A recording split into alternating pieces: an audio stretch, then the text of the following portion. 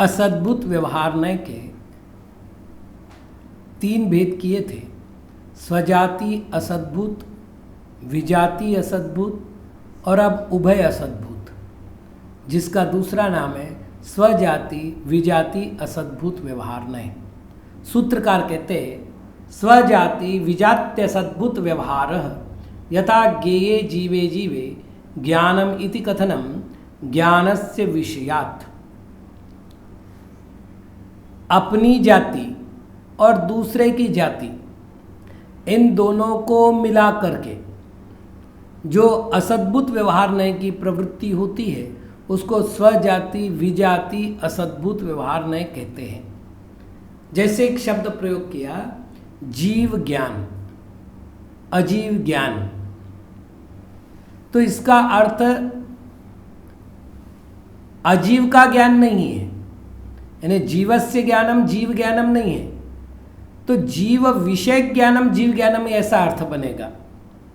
इसका अर्थ हुआ कि जो ज्ञेय पदार्थ है, जीव ज्ञेय है, अजीव ज्ञेय है, तो अजीव जो ज्ञेय है, ज्ञेय यानी ज्ञान का विषय, अजीव जो ज्ञेय है उन्हें ज्ञान कहना, तो ज्ञान तो हुआ स्वजाति, और जो जीव अजीव द्रव्य है वो हो गए मतलब कुछ तो स्वजाति हो गया, कुछ विजाति हो। जीव के लिए जीव स्वजाति हो गया, लेकिन पुद्गल आदि विजाति हो गया। तो अजीव ज्ञान कहेंगे तो स्वजाति विजातीय का मिश्रण हो जाएगा। इस तरह अपनी जाति के द्रव्य, अपनी जाति से भिन्न द्रव्य, इन दोनों को मिलाकर कथन करने पर स्वजाति विजाति असद्भुत हो गया। प्रश्न है कि ये असद्भुत क्यों है? क्योंकि अजीव ज्ञान का ज्ञेय है, न कि अजीव कोई स्वतंत्र वहां पर वस्तु, मतलब ज्ञान ज्ञेय की दृष्टि से। लेकिन अजीव विषय ज्ञान को भी वहां अजीव ज्ञान कहेंगे, तो अजीव ज्ञान का अर्थ अजीव में प्राप्त होने वाला ज्ञान नहीं, अजीव को विषय बनाकर प्राप्त होने वाला ज्ञान। इस प्रकार से असद्भुत पना है, इसलिए इसे असद्भुत व्यवहारनय कहते हैं। इति असद्भुत व्यवहारस्त्रेधा। इस प्रकार असद्भुत व्यवहारनय के 3 भेद पूरे हुए। अब तीसरा भेद है, मतलब व्यवहारनय के अर्थात उपनय के हमने 3 भेद किए थे, सद्भुत व्यवहार, असद्भुत व्यवहार और उपचरित असद्भुत व्यवहार। तो उपचरित असद्भुत व्यवहार के 3 भेदों की प्रतिज्ञा कर रहे हैं। उपचरिता सद्भुत व्यवहारस्त्रेधा। उपचरित असद्भुत व्यवहारनय के 3 भेद है। तो यहां वापिस वही भेद हम करेंगे, स्वजाति विजाति और उभय। अब इसको ठीक से समझ लिया जाए। पहले तो असद्भुत का अर्थ हमने कहा था अन्यत्र का अन्यत्र आरोपण, और उपचार का अर्थ भी होता है अन्यत्र का अन्यत्र आरोपण। तो फिर असद्भुत में और उपचरित असद्भुत में जब असद्भुत दोनों हैं तो फिर उपचरित लगा करके नयापन क्या लाया? तो इसका उत्तर है कि उपचार में भी जहां उपचार का प्रयोग किया जाता है उसको उपचरित असद्भुत कहते हैं। मतलब असद्भुत में भी असद्भुत पना। तो इसमें 3 भेद करने होंगे। एक जीव का स्वजाति की अपेक्षा या पुद्गल का स्वजाति की अपेक्षा या धर्मादि द्रव्यों का स्वजाति की अपेक्षा, विजाति की अपेक्षा तो जीव पुद्गल का होगा, और स्वजाति विजाति की अपेक्षा किसी भी द्रव्य का हो सकता है। तो कुल 3 भेद हो गए। अब आप फिर चले अपन सूत्र में केवल संख्या दी है, संज्ञा नहीं दी गई। मतलब उपचरित असद्भुत व्यवहार ये नाम हुआ, और इसके त्रेधा 3 भेद है, ये संख्या हुई, लेकिन 3 भेदों के नाम नहीं बताए गए। तो हम क्या करें? हम अपनी सुविधा के लिए इस सूत्र को थोड़ा सा बढ़ा लेंगे। कैसे करें फिर? उपचरित असद्भुत व्यवहार त्रेधा स्वजाति विजाति स्वजाति विजाति भेदात। पहला भेद स्वजाति उपचरित असद्भुत व्यवहार, दूसरा भेद विजाति उपचरित असद्भुत व्यवहार, और तीसरा भेद स्वजाति विजाति उपचरित असद्भुत व्यवहार। उसमें से पहला भेद का अर्थ करते हुए सूत्रकार कहते हैं स्वजात्युपचरिता सद्भुत व्यवहार यथा पुत्रदारादि मम। स्वजाति में उपचार करते हुए जो असद्भुत व्यवहार की प्रवृत्ति होती है उसको स्वजाति असद्भुत व्यवहार कहते हैं। आचार्य महाराज इसका उदाहरण दे रहे हैं यथा पुत्रदारादि मम, जैसे पुत्र पत्नी मेरे हैं। पहले तो आप ये देख लीजिएगा कि पुत्र पत्नी आदि जीव है और मैं जीव हूँ। इस प्रकार से दोनों में स्वजातिपना है, लेकिन ऐसा होते भी उसका पत्नीत्व उपचरित है, अर्थात विवाह संस्कार के कारण से वो आया है, और उस विवाह संस्कार से आए पत्नी को अपनी कहना ये उपचार में भी उपचार है।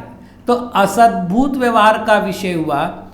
जहाँ बूंदी की प्रति है वहाँ पर इसमें टिप्पण में एक विशेषता दी गई है दाराद्यहम मम वा, या मैं स्त्री आदि का हूँ, मतलब इसका उल्टा हो गया पुत्र दारादि मम या अहम पुत्र दारादि। अब इसका फल क्या है देखिए, अब थोड़ा सा गंभीरता से विचार करें। छड़ाला में एक श्लोक आया है मैं सुखी दुखी मैं रंग राव मेरो धन ग्रह गोधन प्रभाव मेरे सुततिय मैं सबल दीन बेरूप सुभग मूरख प्रवीण। झट से हम कहते कि मिथ्यात्व है। अरे भाई ये उपचरित असद्भुत व्यवहार नहीं है, इसमें दोनों हैं। यदि धन आदि की बात करते मेरो धन तो ये हो गया विजाति, लेकिन जब मैं कह रहे हैं पुत्र दारा मेरे सुततीय तो ये हो गया स्वजाति।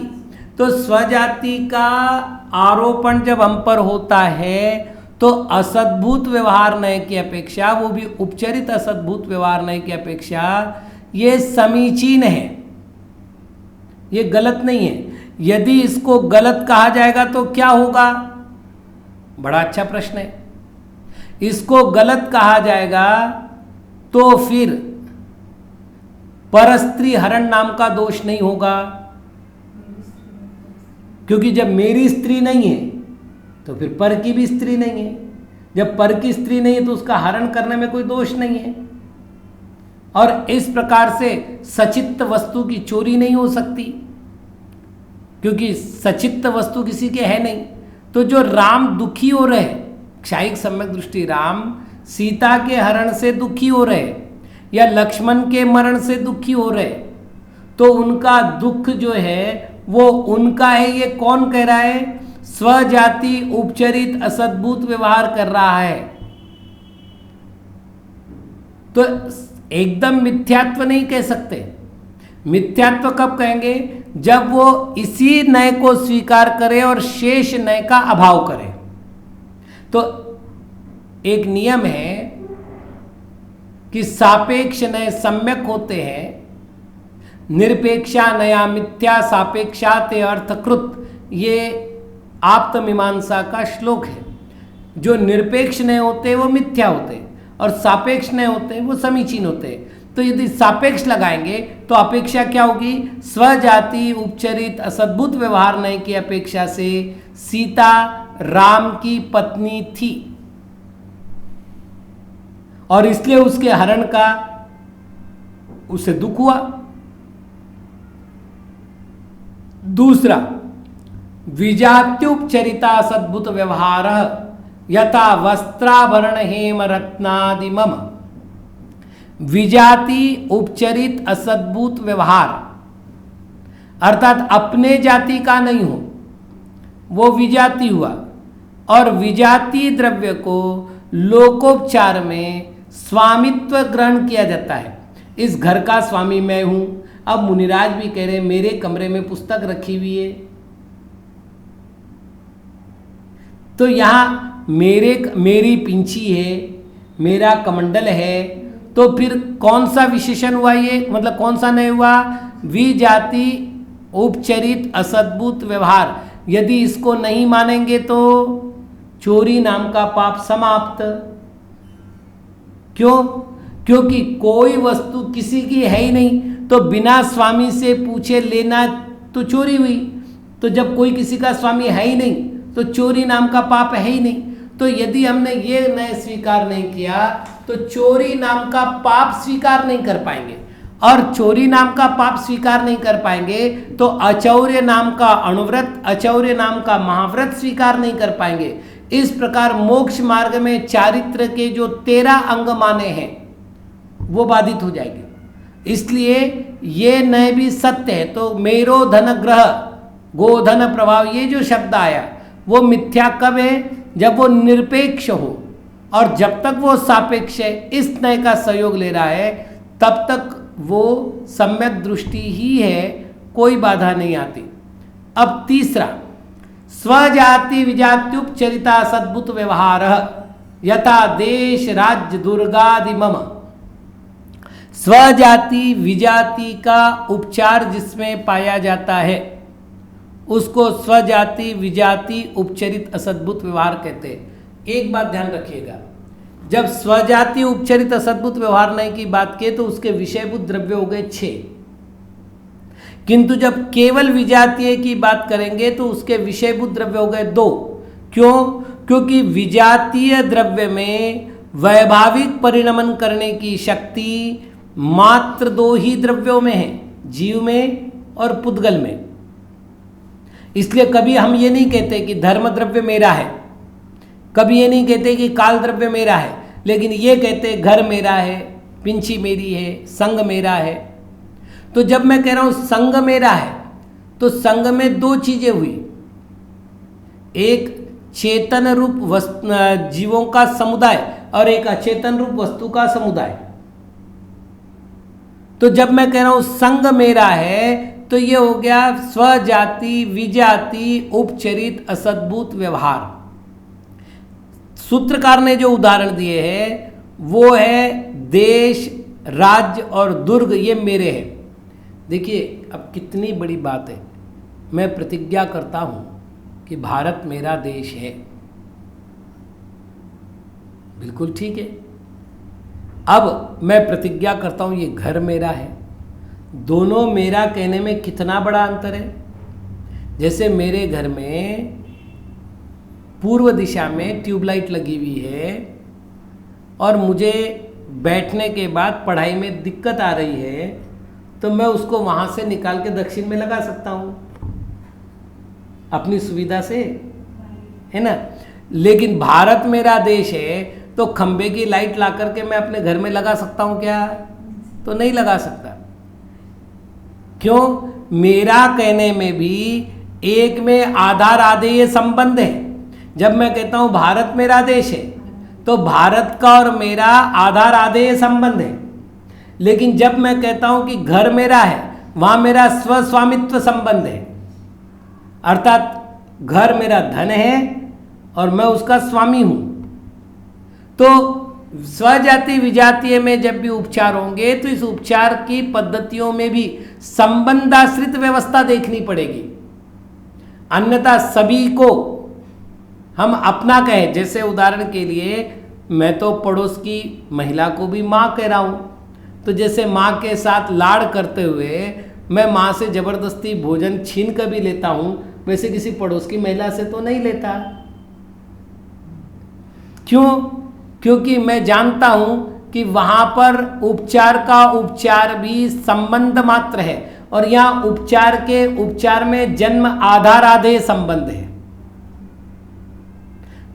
इस प्रकार से अब प्रश्न है कि देश को राज्य को उभय क्यों कहा, स्वजाति विजातीय क्यों कहा?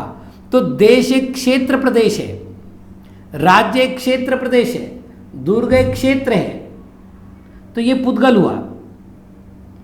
और मैं उसका जीव हुआ, उसमें रहने वाले असंख्यात जीव भी, किले में भी कोई 2-4 आदमी नहीं रहते, कई सारे लोग रहते, तो उन सब का ग्रहण उस किले में हो जाता है। जब मैंने कहा भारत मेरा देश है तो मेरी संख्या लगभग 140 करोड़ अरब हो गई। मेरी संख्या 140 अरब हो गई। केवल वो वर्ग स्क्वायर में नहीं गिनूंगा मैं भारत को, फिर जनसंख्या से भी गिनूंगा, और वो सब मेरे हो गए। तो इस प्रकार जीव का जीव स्वजातीय हो गया और जीव का पुद्गल विजातीय हो गया। विजातीय और स्वजातीय दोनों मिलने पर ये तीसरी जाति बनी, जिसको हमने उभय जाति कहा। और चूंकि ये असद्भूत है और इसलिए असद्भूत का जो उपचार किया गया है ये उपचरित असद्भुत व्यवहार है। इस प्रकार ये तीन भेद पूरे हुए। इति उपचरिता सद्भुत व्यवहारस त्रेधा। इस प्रकार उपचरित असद्भुत व्यवहार के तीन भेद हो गए और ठीक इसी के साथ नयाधिकार भी पूर्ण हुआ।